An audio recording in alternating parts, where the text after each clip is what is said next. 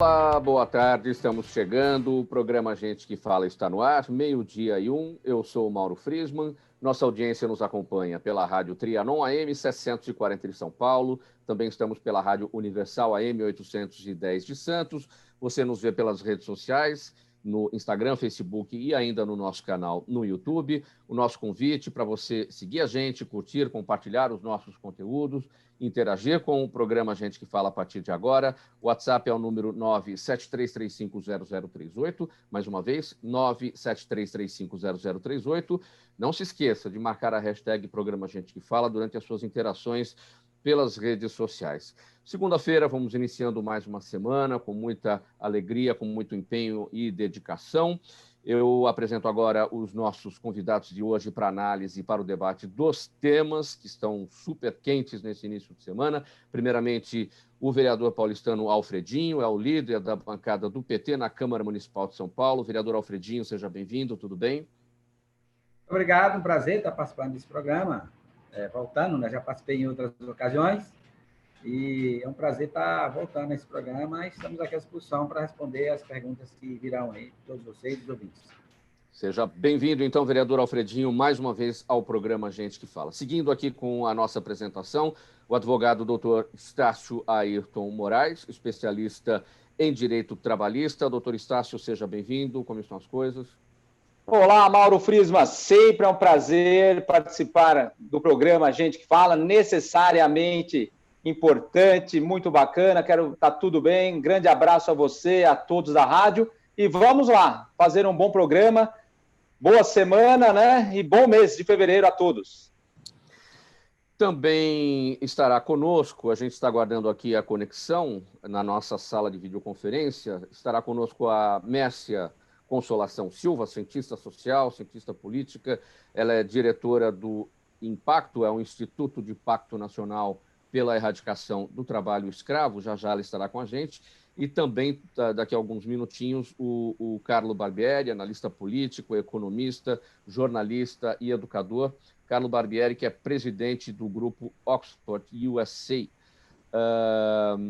Vereador Alfredinho, eu começo com o seu tema, a gente vai num tema mais específico aqui para a cidade de São Paulo. Temos o tema nacional que está palpitando aí no final de semana, que é a questão da eleição dos novos presidentes da Câmara dos Deputados e do Senado Federal, mas vamos aguardar a entrada dos demais participantes para a gente partir para esse tema. Eu vou entrar aqui com o assunto que é o seguinte: as escolas particulares do Estado de São Paulo estão liberadas para o retorno das aulas presenciais a partir de hoje, claro, desde que sigam protocolos de proteção contra a Covid-19.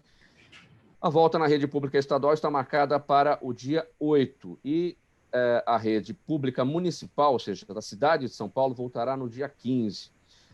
A volta às aulas presenciais ocorre após uma batalha judicial com os sindicatos dos professores, que alegam que o retorno em plena pandemia traz grandes riscos à saúde dos profissionais. Vereador Alfredinho, então, as escolas particulares liberadas a partir de hoje, rede estadual a partir do dia 8 e rede municipal aqui na cidade de São Paulo a partir do dia 15. Será que a gente chegou ao fim de uma batalha jurídica em torno desse assunto? Porque na semana passada a gente viu aí a situação do Estado de São Paulo, proibido pela Justiça do retorno, aí o Estado conseguiu derrubar aquela liminar. O que deve acontecer na sua avaliação? As coisas já devem se encaixar a partir de agora. Eu acho que ainda haverá batalha, sim, na justiça, né? Porque os sindicatos, representantes dos profissionais em educação, estão na luta. Eles não aceitam a volta como está. E eu também acho que é um risco você voltar sem ter uma segurança. Segurança que não possa trazer mais problemas de contaminação para as pessoas. É bom dizer que nós temos a cidade de São Paulo, que é uma cidade que é um país, 12 milhões de habitantes. Nós temos, principalmente na rede estadual e municipal, alunos que moram na periferia, e que na periferia são os lugares que mais nós temos hoje problema de contaminação do Covid e mortes também. Então, as vacinas que chegaram aí não foi o suficiente ainda para vacinar as pessoas que estão aí na linha de batalha, nem na área da saúde, E os professores também são categoria prioritária, que para voltar às aulas com mais segurança, deveriam primeiro vacinar todos os professores da rede estadual, do município e até das particulares, para que possa ter uma volta mais segura e tranquila, porque ninguém que está mandando seu filho voltar para a escola a partir de hoje ou de amanhã, sei lá, quando iniciar toda a rede estadual, dia 8, ninguém tem essa segurança que não vai correr risco.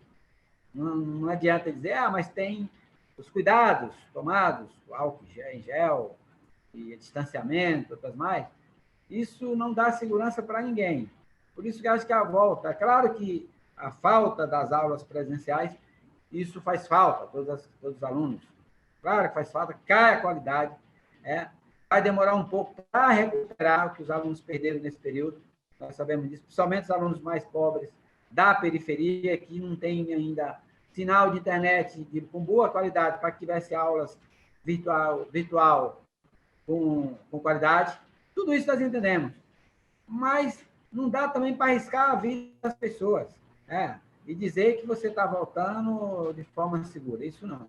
Precisa ter um cuidado primeiro com a segurança da saúde das pessoas para que se tenha uma volta totalmente segura. E qual é o ponto de equilíbrio, vereador Alfredinho, para essa questão? Porque é importante que as crianças voltem, é importante que todos tenham segurança, alunos, professores, que todos tenham segurança, e o que está em jogo aí é justamente a evolução dos alunos, que já foram prejudicados no ano passado, e até a gente vê uma situação favorável de uma boa parcela da população vacinada, para que essa proteção realmente esteja mais evidente para todos nós e que a gente tenha uma segurança maior. Qual que é o ponto de equilíbrio na sua avaliação para a gente tentar voltar às aulas e que todos tenham a segurança devida? Falando agora para você, o ponto de equilíbrio é que todos os professores estejam vacinados, que as escolas, os funcionários das escolas também, e que, inclusive, no Estado, quanto no Estado, principalmente o Estado, nem as escolas estão preparadas para receber alunos, principalmente no Estado, também na Prefeitura. Nesse período, que era um período que, como não estava tendo aula presencial, e que a Prefeitura e tanto o Estado poderia aproveitar esse período que não tem alunos para poder preparar as escolas, eles não prepararam. Se você for visitar escolas do município ou do Estado, que ainda é pior, você vai achar a escola sem caixa d'água que não foi lavada, você vai achar a escola tomada de mato, você vai achar a escola que deveria ter sido pintada e não foi, você vai achar a escola nas piores condições que você possa imaginar. Sim. Então, nesse preparo foi feito.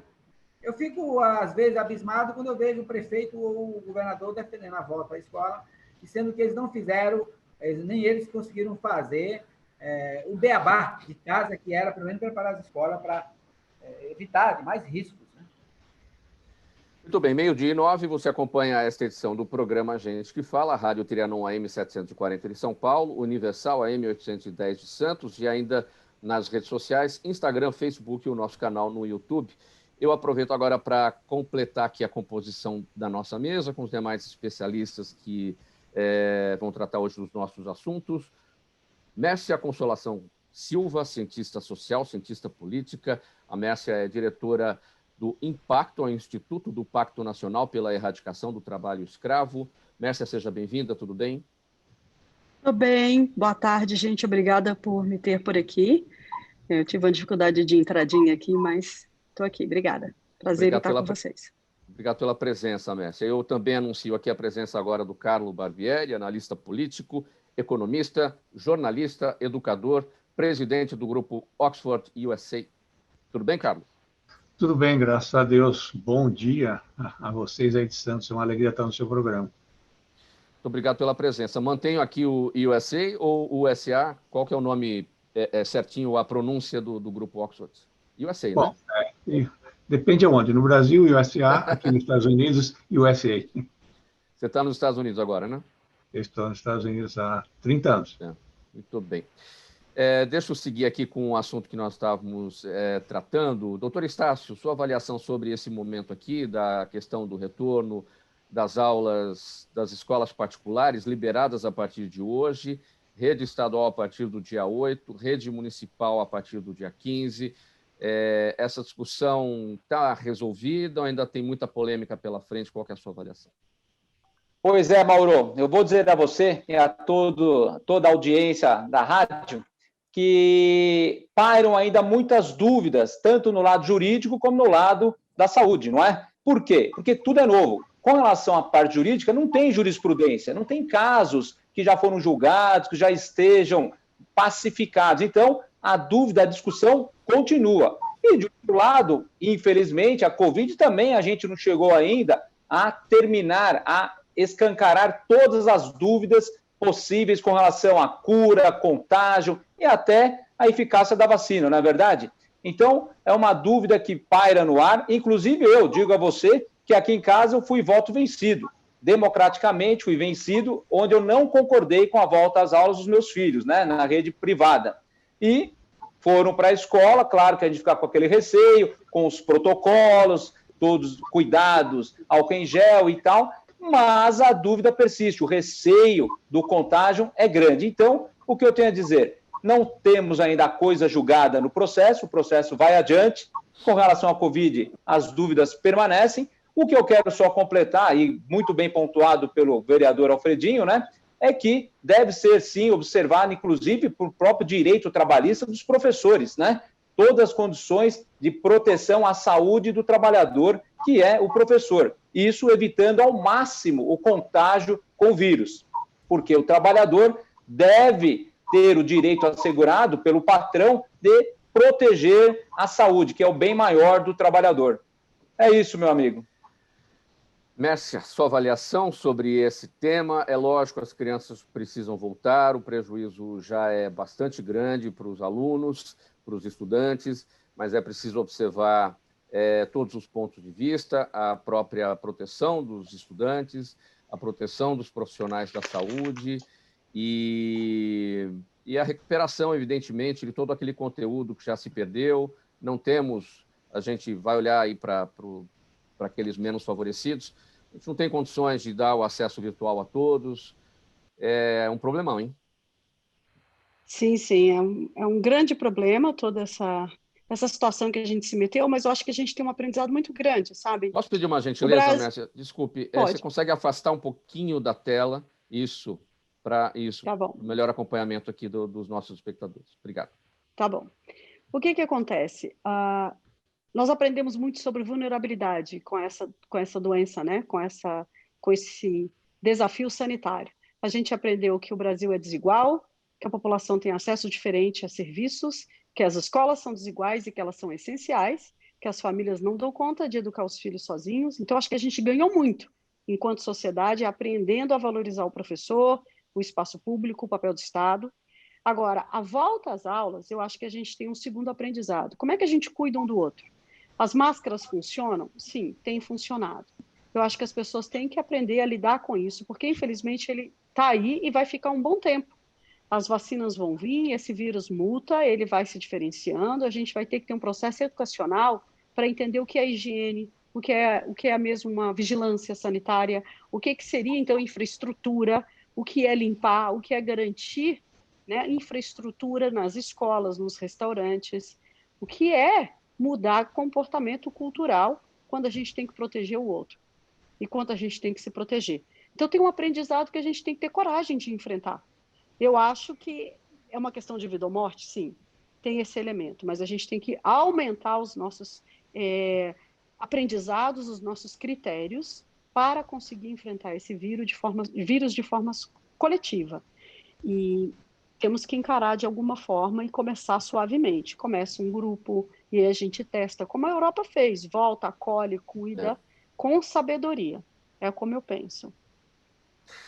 Carlo Barbieri, sua avaliação. Você consegue, aliás, fazer um paralelo entre a situação aí nos Estados Unidos e o que está acontecendo aqui? Enquanto isso, quero te pedir outra gentileza, Mércia. Você consegue fixar o seu celular, apoiá-lo em algum lugar? Eu sei que você está no celular. Enquanto isso, a gente vai conversando sobre isso com o Carlos. Vamos lá. Olha, é o seguinte, Mauro, aqui a situação é um pouco assim divergente. Você tem estados como a Califórnia, Nova York, que vetaram a volta às aulas, e você tem estados como a Flórida, que gradualmente está praticamente abrindo outra vez as escolas. Há uma grande reação por parte dos professores, no sentido de preservação da sua segurança, mas nesse último fim de semana a gente teve uma luz interessante vinda da internet, onde a maioria dos líderes de professores que estavam condenando a volta às aulas e dizendo que não se sentiam seguros, saíram várias fotos deles na praia, em barcos, enfim, tendo um convívio social normal, mas não admitindo a volta à aula com os estudantes. O que se sabe, aquilo que se vê aí no Brasil também, a pandemia atinge de maneira diferente as famílias mais abastadas e as menos favorecidas.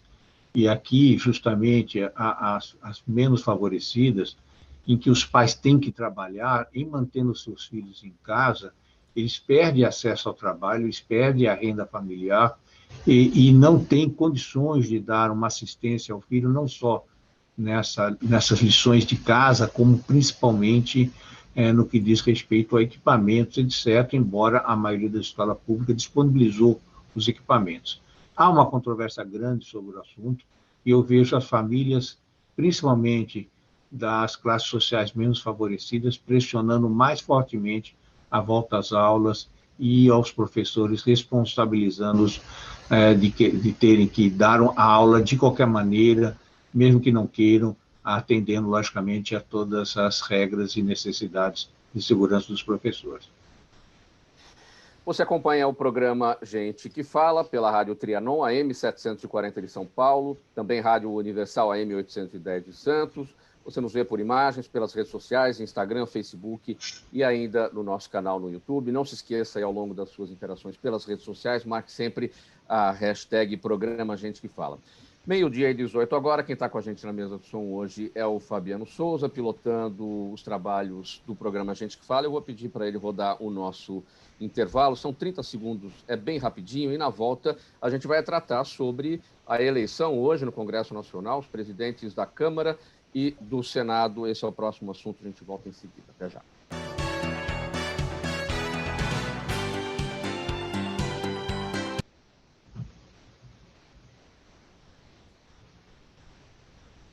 Trianon, um marco da Avenida Paulista. Rádio Trianon AM 740, a rádio da Avenida Paulista. Estou precisando de certificado digital? A SP Certificados é especializada para atender micros e grandes empresas de forma simples, rápida e descomplicada, com preços a partir de R$ 149. Localizada por toda a Grande São Paulo para estar junto de você, com o certificado digital ideal para sua necessidade. Entre em contato conosco, telefone 11 3854 1144 ou acesse nosso site spcertificados.com.br. De volta com o programa Gente que Fala, edição de segunda-feira, pela Rádio Trianon AM 740 de São Paulo, Universal AM 810 de Santos. E o nosso próximo assunto agora é sobre a eleição lá no Congresso Nacional hoje. Deputados e senadores decidem quem serão os presidentes da Câmara dos Deputados e do Senado pelos próximos 2 anos. Nessa eleição, a disputa ainda mais agitada, a gente tem acompanhado, com envolvimento direto do Palácio do Planalto nisso tudo, o que não ocorria de maneira tão evidente em disputas anteriores. No Senado, a eleição prevista agora para as 14h, Rodrigo Pacheco, do Democratas de Minas, apoiado pelo governo, e considerado o favorito contra Simone Tebet, senadora Simone Tebet, do MDB do Mato Grosso do Sul. E na Câmara, a votação mais tarde, aí aquela briga mais acirrada entre o deputado Arthur Lira, do PP, do Alagoas, e apoiado pelo presidente Bolsonaro, e também na disputa com o deputado Baleia Rossi, do MDB aqui de São Paulo. Eu vou começar com o vereador Alfredinho, para a gente tratar do seguinte: foi um movimento danado aí ao longo do final de semana em relação a isso tudo. O deputado Rodrigo Maia ameaçando até sair do partido, deixar o Democratas, depois que o Democratas anunciou o desembarque da campanha do deputado Baleia Rossi, ameaçando dar abertura aí a um processo de impeachment, aceitar um dos processos de impeachment que estão lá, né? Como é que o senhor avalia tudo isso, vereador? O deputado Rodrigo Maia ele teve a coragem de propor um movimento lá na Câmara dos Deputados para que pudéssemos ter uma Câmara mais independente. E, baseado em uma pauta, ele conseguiu fazer uma aliança com a esquerda e com outros partidos, inclusive nós, o PT, né? Uma pauta política, né? Esse é o acordo, uma pauta política com as comissões, que é um espaço importante de debate, né? A autonomia da casa, porque a Câmara não pode ser um puxadinho do Palácio do Planalto. Infelizmente, ele foi traído pelo seu próprio partido, né? Porque hoje, se é verdade as informações que nós estamos recebendo, me parece que o Arthur Lira já obteve uma maioria, e nós sabemos como foi essa maioria. Essa maioria ela foi construída através de distribuição de cargos, distribuição de emendas, tudo aquilo que a gente conhece, que é o jogo de uma disputa pela presidência da Câmara lá em Brasília. Tudo isso nós conhecemos. Isso é lamentável porque você vai ter agora você poderá ter uma presidência e uma mesa diretora da Câmara Federal que certamente atenderá a todos os pedidos do Planalto. Essa questão de aceitar os inúmeros pedidos de impeachment que tem lá é a função da Câmara. Está se dizendo que, ao aceitar um pedido de impeachment, você já vai decretar um impeachment. É um pedido. Os pedidos precisam ser analisados. É assim que funciona. Se não dá, é para tudo que chega em gaveta. Tudo que chega em gaveta. E aí, a Câmara fica fazendo o jogo do Palácio do Planalto. É muito lamentável, é muito triste que volte a acontecer nesse país, e principalmente pegou um discurso do atual presidente, que dizia que não faria acordo para a governabilidade, e que não tinha o tomar lá da cá. Esse era o discurso do presidente.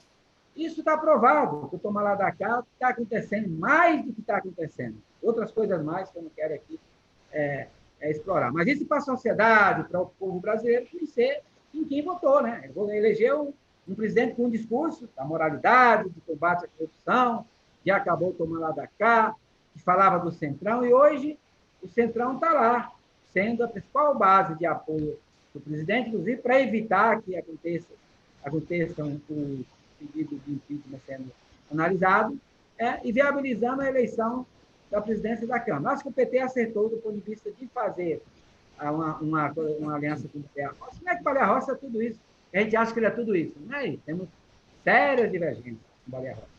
Mas ali foi acertado um movimento de uma Câmara mais autônoma e que uns compromissos, principalmente, de um debate político sobre a situação que a gente vive no país hoje, que é muito importante. Isso que a Câmara tem que fazer. Nessa sua avaliação, a partir da ciência política, vamos pegar o seguinte ponto. As oposições sempre buscando o seu protagonismo, evidentemente, isso é importante para o debate e é importante para o equilíbrio, para a correlação de forças dentro do parlamento. Mas as oposições sempre dizendo do tal, isso em qualquer casa, numa Câmara Municipal, numa Assembleia Legislativa ou lá mesmo no Congresso Nacional, sempre falando do tal do puxadinho, ou seja, o puxadinho, quer dizer, tudo que chegar no parlamento vai passar, porque vai ter, evidentemente, o apoio dos parlamentares que estão ligados, e tem maioria, estão ligados ao governo, estão ligados ao executivo. Mas se, por outro lado, quem estiver no domínio é a oposição, o executivo também não consegue passar o que deveria. Então, vamos falar de novo de ponto de equilíbrio entre as coisas, né? Nessa correlação de força. Sua avaliação. Olha, o perigo desse movimento que o presidente atual fez e que poderá levar o Arthur Lira à presidência da Câmara, o risco é a democracia.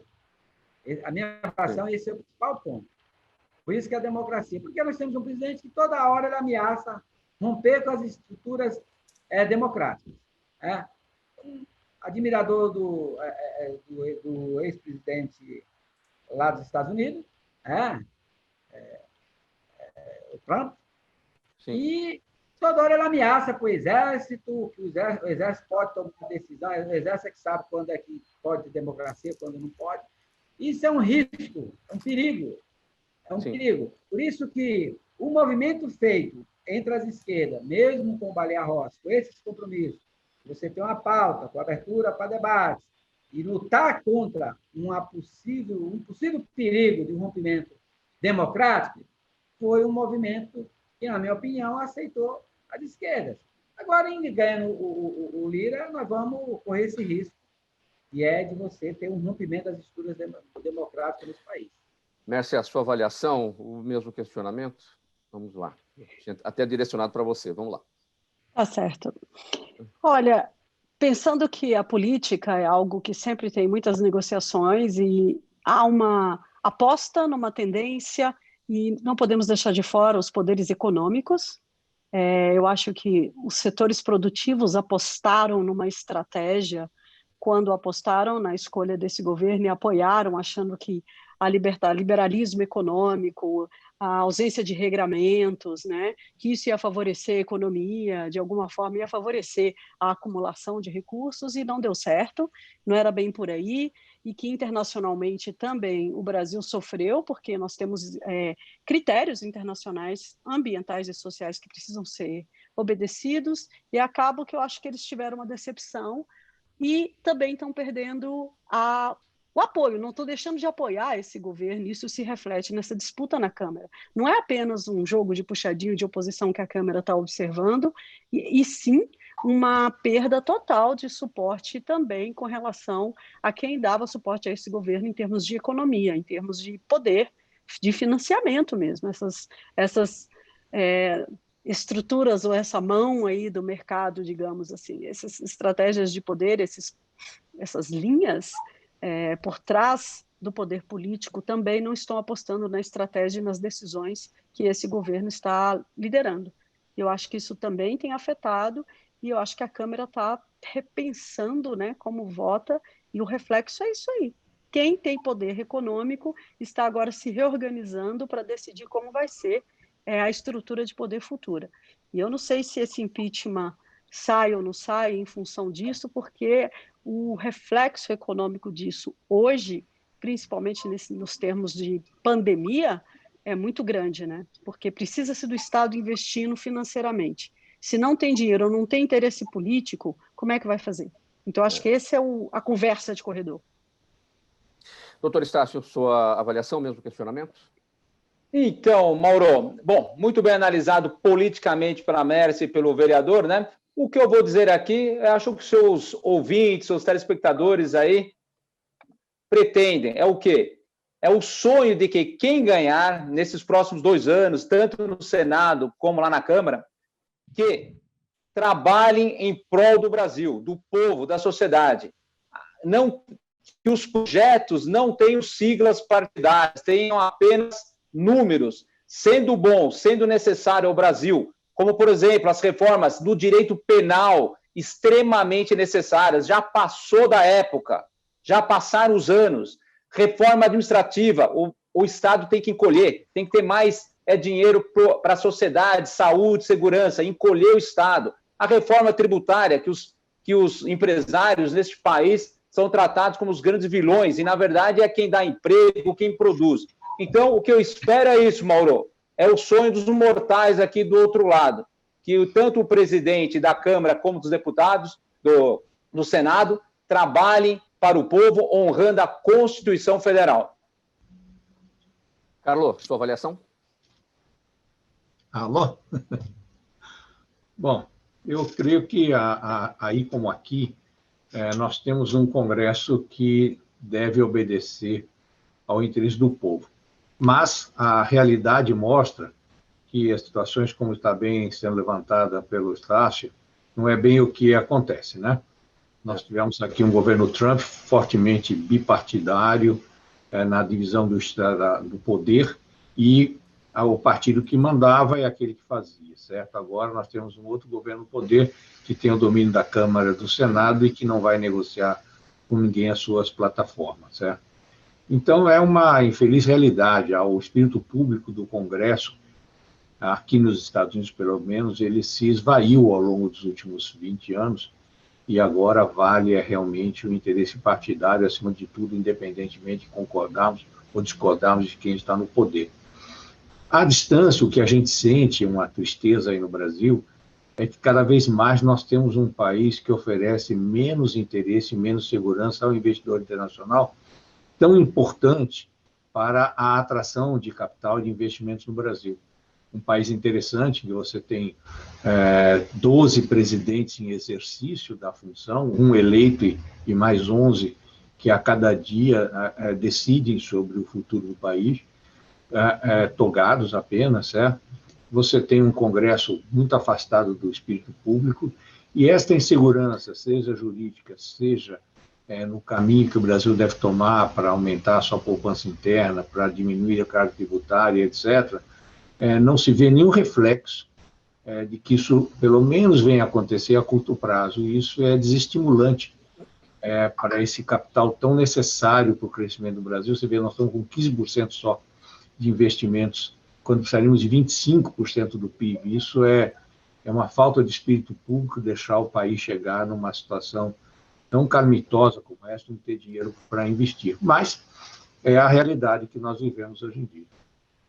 Bem, o dia 32, nosso próximo tema aqui no programa Gente que Fala, aproveitando a celebração do Dia Nacional de Combate ao Trabalho Escravo no Brasil, agora no dia 28 de janeiro, o Impacto lançou uma campanha sobre prevenção com o objetivo de ampliar o conhecimento da sociedade civil sobre o assunto.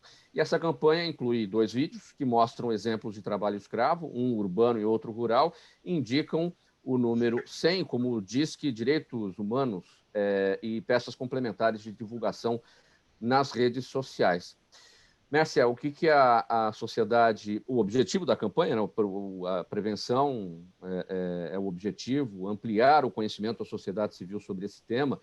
O que a população precisa saber sobre o trabalho escravo, os elementos que caracterizam o trabalho escravo, que a gente sabe que está no Código Penal, se não me engano, artigo 149, não é? Exato. Eu queria só comentar que casa muito com essa questão do trabalho escravo, né? O nosso papel é fazer o combate ao trabalho escravo em cadeias produtivas. E, como foi dito, os investidores internacionais estão olhando para o Brasil. Eles querem investir no Brasil, mas eles não querem investir num país que desregula e aceita qualquer tipo de exploração, que joga a sua população para os abutres, para serem exploradas sem nenhuma dignidade. Então, quando você está discutindo como é que o Mercosul vai vender para a Europa, os critérios desse acordo da Comunidade Europeia com o Brasil, ele prevê proteção dos direitos humanos, proteção da criança e do adolescente, ele prevê não tenha discriminação, que proteja as mulheres, que promova a equidade. Então, quando você olha o acordo como um todo, ele defende a floresta, ele quer transparência, ele não quer corrupção. Então, isso entra em choque com alguns grupos brasileiros também. Então, você precisa fazer esse diálogo acontecer. O diálogo para implementar um acordo tão importante, de mais de 27 bilhões de euros, e a gente faz parte das mesas de negociação, inclui combater o trabalho escravo, inclui combater o trabalho infantil. E isso é uma coisa que a população não sabe que ainda acontece. Por isso, nós desenvolvemos essa campanha. Uma campanha que mostra à população o que é, para que ela não seja vítima, e para que ela também, ao olhar do lado, né, ao pensar, e aquela pessoa, o meu vizinho, ou aquele trabalhador na fazenda do lado, ele é vítima do trabalho escravo, ou eu estou, de alguma forma, por omissão, permitindo que uma fazenda ou uma loja pratique esse ato. Então, a gente desenvolveu essa campanha para garantir que a população entenda isso. Não só a população brasileira como uma pessoa, como um civil, mas os empresários, pequenos, médios ou grandes. Como é que a gente pode perceber no dia a dia o trabalho escravo? Quais são os elementos que caracterizam isso? Como é que a gente pode identificar até para denunciar, e como é que está a punição disso no Brasil? Como eu destaquei aqui, o artigo 149 do Código Penal traz os elementos que caracterizam o trabalho escravo. Isso, esse artigo ele fala em 4 pilares. Um é o seguinte: a pessoa está no trabalho forçado. Alguém te pegou e te força a trabalhar. Então, você está lá recluso, você não pode sair, você é obrigado a trabalhar, o horário quem define é a pessoa, né? As condições, ela pode te forçar fisicamente, psicologicamente, você não tem autonomia, você está fazendo um trabalho forçadamente, cotidianamente, você não pode se livrar e não pode ir embora. Então, o trabalho forçado. E esse é definido internacionalmente pela Organização Internacional do Trabalho. O outro pilar é se você está em condições degradantes, certo? Você chega para trabalhar e o alojamento é horrível, a cozinha é horrível, você come uma péssima alimentação, você não tem acesso à água, você não tem acesso a uma alimentação que faça seu corpo se recompor, você come pouco ou uma comida que está estragada ou não é adequada, certo? Ou você tem uma jornada exaustiva. O que significa uma jornada exaustiva? Não é hora extra. Uma jornada exaustiva é aquela que você trabalha muito tempo e dorme pouco, e você repete esse trabalho todos os dias e seu corpo não se recupera. E não é um trabalho do tipo intelectual de apertar um botão ou escrever um texto. Não, é um trabalho forte, é um trabalho físico, muitas vezes, de pé, ou mesmo cortando cana, ou que seja recolhendo café. Enfim, uma jornada em que o seu corpo entra em exaustão. E eu vou te dar um exemplo de exaustão trágica. Não sei se você se lembra, na construção do estádio do Corinthians, que uma grua caiu, e aí foi caracterizado que aquele piloto da grua, ele trabalhou até a exaustão e ele dormiu e a grua caiu. Poderia ter sido uma tragédia infinitamente maior em termos de mortes e etc. Então, assim, isso é você levar o outro à exaustão. E o último é você estar fazendo um trabalho que a gente chama de servidão por dívida. Você é convidado a trabalhar, te trazem lá da sua cidadezinha, do interior, não sei de onde, e aí você vem e a pessoa fala, agora você me deve a passagem, você me deve o alojamento, você me deve a comida que eu te pago, só que o salário que você recebe é pequeno, e você nunca paga a dívida original e nem a que você está contraindo todos os dias. Então, são esses os 4 principais tópicos que definem o trabalho escravo moderno, e eles não precisam ser os 4, basta um. Infelizmente, eles estão sempre juntos, mas basta um. 12h37, nosso próximo tema. Carlo Barbieri, o presidente Joe Biden assumiu o governo americano semana passada, no último dia 20, e com a proposta de abertura, tanto para o diálogo com outros países, quanto para o comércio.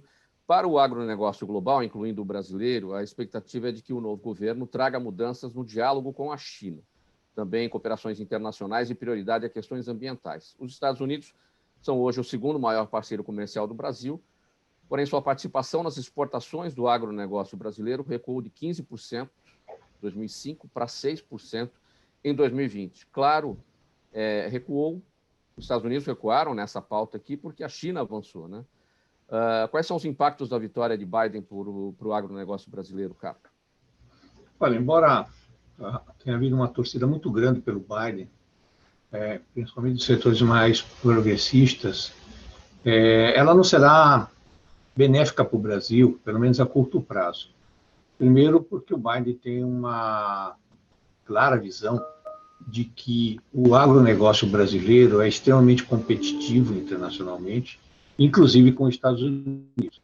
A produtividade brasileira do agronegócio é muito grande, com os novos acessos ao sistema de logística que o Brasil está constituindo. Ele terá o custo do Brasil diminuído, e isso antepõe, logicamente, ao interesse americano, um grande produtor de soja, milho, assim como se antepõe ao interesse francês, também concorrendo nas mesmas áreas. Eu temo que o aspecto humanitário, tão bem destacado agora mesmo pela conferência que nos antecedeu, e que é uma grande e triste realidade no Brasil, assim como os aspectos ecológicos, venham a ser utilizados no sentido de limitar ou impossibilitar, ou pelo menos prejudicar, a exportação dos produtos brasileiros na forma que está sendo feito hoje em dia. Lembramos que, por exemplo, no caso da China, o preço mundial, por exemplo, da soja, ele aumentou considerando-se o imposto que a China havia colocado sobre a mesma exportação feita por Estados Unidos. Em havendo uma nova negociação e esses impostos sendo reduzidos, o preço da commodity vai baixar em detrimento do nosso produtor rural, que está satisfeito com o atual valor da soja. Isso vai acontecer em outros campos. eu realmente acho que o Brasil precisa ser muito rápido na retomada dos diálogos internacionais, evitando que a pauta ecológica venha a prejudicar o Brasil e a sua exportação, particularmente nessa área do agronegócio.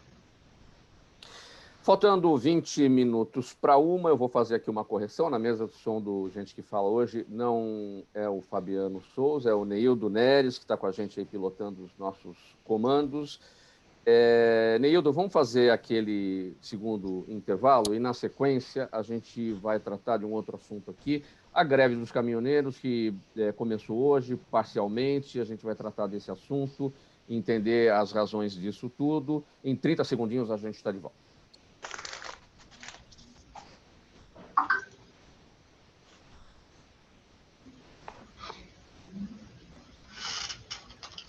Trianon, um marco da Avenida Paulista.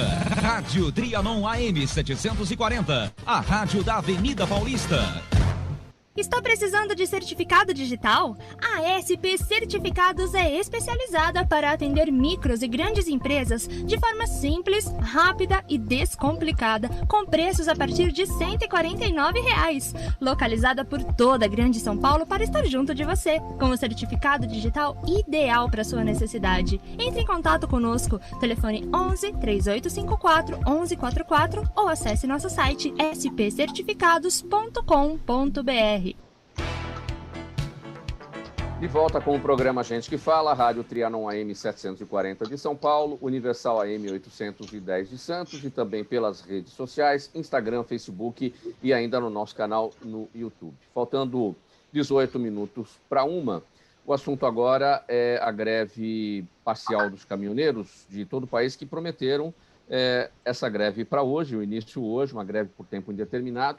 A adesão à paralisação, porém, não teve o consenso e a extensão do movimento ainda é pequena, com apenas alguns protestos pontuais. Os caminhoneiros reclamam da alta do preço dos combustíveis, também do descumprimento da lei, que prevê um piso mínimo de fretes, e eles também pedem melhores condições de trabalho, incluindo alterações nas regras de jornada e aposentadoria especial. Doutor Estácio, a diferença entre essa paralisação e aquela que a gente observou no final do governo Temer, as proporções podem aumentar, pode se equivaler tudo isso ao que aconteceu naquela ocasião? Pois é, Mauro. Bom, eu vejo isso historicamente, que desde quando o nosso presidente Washington Luiz disse que governar é abrir estradas, né? Todo o nosso alimento, tudo que é escoado aos portos e aeroportos, passam pelas rodas de caminhão. Bom, e essa categoria, Mauro, realmente, vamos dizer, é um trabalho extenuante, estressante, não chega a ser o que a doutora Mércia, né, aliás, quero dar parabéns pelo trabalho dela, do trabalho análogo a de escravo, mas vou dizer, é muito extenuante, mais de 14 horas por dia, dentro de uma boleia de um caminhão, parando e se alimentando mal, e depois com a parte econômica, né?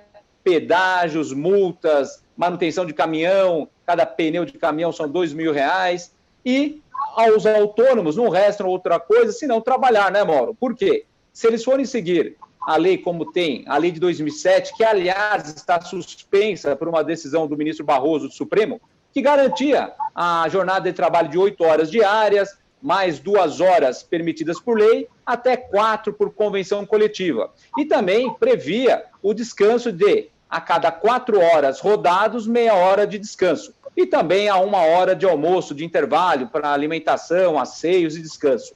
Bom, tudo isso faz parte da reivindicação dos caminhoneiros, que eu entendo amplamente, totalmente legítima, algo que aconteceu lá também no governo anterior, e que, infelizmente, ainda continuam nas mesmas condições. Estradas terríveis, segurança nas estradas não muito melhores, e a história do frete, que, por um lado, garante um mínimo ao trabalhador caminhoneiro, que está nos ouvindo aí, na sua audiência, sabe que, em razão desse frete, às vezes as empresas preferem ter uma frota própria ou até contratar empresas que prestam serviço que fica mais barato. Então, o caminhoneiro autônomo é o mais atingido na atual situação, porque ele não tem a garantia da CLT, da jornada, do descanso, do tempo de espera, que é importante, que seria considerado hora extra, né? ficar esperando o carregamento nos pontos de carregamento, e o autônomo, que em razão do frete representa, na verdade, é mais um obstáculo para ele conseguir trabalhar. Por quê? Se ele exige o frete mínimo, os transportadores vão buscar as empresas do ramo ou até mesmo possuir uma empresa, uma frota própria, né? Então, é uma discussão sem fim. Infelizmente, eu claramente aqui fico do lado do trabalhador, do caminhoneiro, porque, como eu disse, é extenuante, não é fácil. Doutor Estácio, politicamente, e claro, em meio à pandemia e à crise econômica que vem na esteira da pandemia, quais são as chances dessas reivindicações serem aceitas? Pois é, como já foi comentado aqui pelos colegas de bancada, de vídeo, atualmente, né?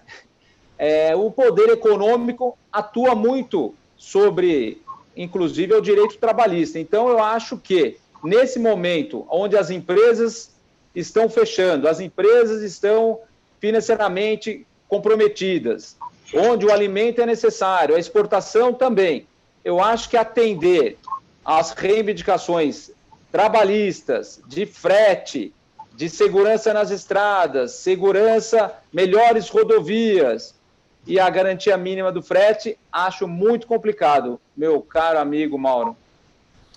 12h47, pessoal, eu vou aproveitar para entrar aqui já nas perguntas da nossa audiência. Temos perguntas para todo mundo, eu vou pedir a brevidade de todos para a gente tratar uma a uma. Vereador Alfredinho, Daniela Neves, nossa audiência no Instagram, ele pergunta para o senhor por que os partidos de esquerda têm tanta dificuldade para se unir em torno de pautas comuns, especialmente na Câmara de São Paulo. Bom, tem algumas pautas que elas unificam todos os partidos de esquerda, né? Outras não, porque cada partido tem seu programa, cada partido tem sua linha de defesa do programa político, né? Agora, a esquerda, ultimamente, tem sim feito uma pauta unificada e tem sido unida no Congresso, né? Mesmo com as dificuldades, com as divergências que são naturais, mas existe sim. A esquerda, por exemplo, toda foi contra a reforma da Previdência, foi contra a reforma trabalhista, que nosso amigo Estácio comentou tão bem a situação dos caminhoneiros, que hoje estão em greve, a gente quer apoiar a greve dos caminhoneiros, porque o caminhoneiro, pela que a doutora aqui falou, eles têm um trabalho de semi-escravidão, né? Porque eles têm uma jornada enorme, que não tem nenhuma jornada definida, porque nós sabemos que quando eles carregam um caminhão em algum lugar, prazo para chegar. E com prazo para chegar, eles têm que rodar até quando eles puderem rodar.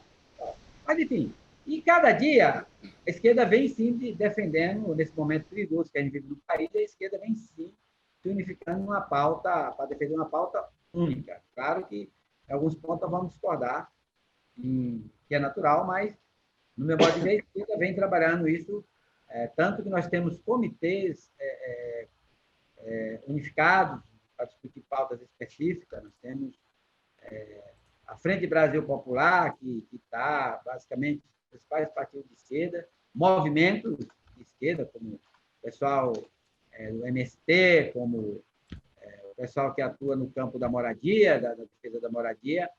Existe, sim, essa preocupação e isso vem acontecendo, sim, de se debater uma pauta unificada para enfrentar essa conjuntura difícil que nós passamos nesse momento. Sim. Mércia, a Cristina Madeira, nossa audiência no Facebook, te pergunta o seguinte: há pessoas que ficam realmente presas por serem acusadas de trabalho escravo? Esse é um outro desafio, né? O Brasil, você tem um conjunto de legislações. Quando você tem uma autuação pelo trabalho escravo, ela é feita hoje pelo Ministério da Economia, por auditores fiscais. Então, você tem um processo que ele é administrativo. A empresa vai pagar as multas, o trabalhador vai receber todas as indenizações.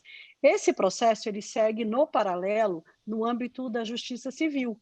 Aí, até a pessoa ser acusada, então tem um processo, tem o direito penal, aí é moroso. No Brasil, até hoje, ninguém foi preso por trabalho escravo. Além disso, nós temos na Constituição um adendo que foi feito, que as propriedades que foram utilizadas com trabalho escravo ou uso da propriedade para a produção de entorpecentes, nesses 2 casos ela pode ser desapropriada para uso público. Então, uma fazenda plantou maconha ou usou trabalho escravo, ela pode ser toda desapropriada para a reforma agrária. Nunca nem chegamos aí. Então, mecanismo legal tem, mas a punição ainda não foi aplicada. Agora, de qualquer maneira, essa falta de punição também tem a ver com o próprio Código Penal brasileiro, defasado que é. Esse tema não está andando como deveria andar de acordo com a modernidade, né? A legislação está lá, o rito processual e o timing da nossa justiça, né? Até porque, quando você está discutindo esse tema, você está discutindo com gente muito poderosa, paga-se advogado e fica 10, 20 anos, né? O Brasil foi condenado, o Brasil pagou uma multa, pagou $80 mil de multa, mas o fazendeiro não. O Brasil ainda não conseguiu condenar o fazendeiro, mas o Brasil foi condenado na Corte Interamericana. Nós temos uma lista suja do trabalho escravo, que tem as empresas que foram flagradas, então elas têm uma punição social, cultural, que pode gerar uma punição econômica, mas todas aquelas empresas que estão ali estão ainda com processo na justiça civil ou na justiça criminal, possíveis de serem consideradas, então, culpadas, mas aí é outro trâmite. Um dia a gente chega lá com mais velocidade. O Jorge Prudente, nossa audiência no nosso canal no YouTube, Carlo Barbieri, ele pergunta para você se você sabe informar como andam, apesar da política, as negociações dos empresários brasileiros para a compra das vacinas, de vacinas da AstraZeneca Oxford.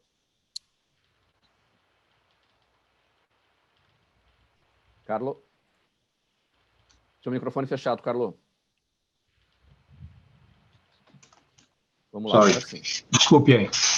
Eu não sei, na verdade, como é que está isso aí, não, porque a questão da vacina do Brasil está tão politizada, que as empresas internacionais têm medo de querer entrar em qualquer uma das áreas. Eles querem fornecer, logicamente, vão ficar ricos com isso, mas o Brasil até agora não se definiu quem que pode fazer isso. O Supremo disse que quem tem que fazer isso são os estados e municípios, o presidente da República entende que isso é um programa nacional. Eu diria que o Brasil precisa se entender primeiro para facilitar essas negociações. O que a gente vê de fora com muito bons olhos é a perspectiva do Brasil fazer a sua própria vacina. Isso nos dá não só uma alavancagem moral pela técnica que o Brasil está desenvolvendo, como pode ser realmente a representação prática de uma solução nacional para o tema. Vereador Alfredinho, novamente, agora aqui a pergunta do seu Jaime, do Jardim Bonfilholi, todos os dias com a gente, o seu Jaime, ele pergunta se a Prefeitura de São Paulo está pagando em dia os precatórios alimentares que ela deve. Olha, nunca paga em dia. Então, nós conhecemos, né, que é praticado essa coisa de precatórios. Existe um volume altíssimo de precatórios aí, já definido pela Justiça. Aqueles que estão no limite ali das decisões finais da Justiça, até que são pagos. Outros, nem assim. Mas esse é um dos grandes problemas que as pessoas que têm essas dívidas com a Prefeitura tem a dívida com elas, né, que elas querem receber, sofrem para receber. Então, a Prefeitura tem caixa, mas sabe que o caixa que a Prefeitura faz, ele tem já dotação orçamentária determinada. Os precatórios têm um limite dessa dotação orçamentária. A principal dotação orçamentária está focada na educação, na saúde, nas obras de infraestrutura, na manutenção da cidade, e os precatórios ficam entre as dívidas secundárias. Certo. A Vera Lima, nossa audiência aqui no Facebook, ela pergunta, doutor Estácio, os funcionários que se negam a tomar vacina ou a usar máscara no trabalho podem ser demitidos? Olha lá, muito boa pergunta, viu, Vera? Porque é o seguinte, o patrão, ele não pode exigir que tome a vacina. Isso é competência do Estado. Mas o patrão, como tem a obrigação por lei de proteger a saúde dos trabalhadores, ele deve exigir que o trabalhador apresente a comprovação da vacina. E deve também exigir, aí sim, exigir máscara, álcool em gel. Isso sim, aí seriam equipamentos de proteção. o patrão pode e deve exigir. Se o empregado não cumprir o uso dos EPIs, máscara, álcool em gel e tal, pode ser advertido, levando até, se for o caso, para uma justa causa, Mauro. Doutor Estácio, olha, sobre a questão do carnaval, feriado do carnaval, o governo de São Paulo, na semana passada, anunciou o cancelamento do feriado para tentar combater a Covid-19. E o secretário Marco Violi, secretário de Desenvolvimento Regional do Estado, disse que as prefeituras têm autonomia para tomar a decisão de aderir ou não ao plano estadual. A Prefeitura de São Paulo já aderiu. A pergunta é a seguinte, então não teremos feriado, quem trabalhar no carnaval naqueles dias, tudo normal, é dia útil, não é feriado. Aliás, não é feriado, né, no carnaval, é um ponto facultativo, geralmente, né? Como é que fica esse ano, essa questão? Para quem trabalhar, é um dia normal, não tem hora extra.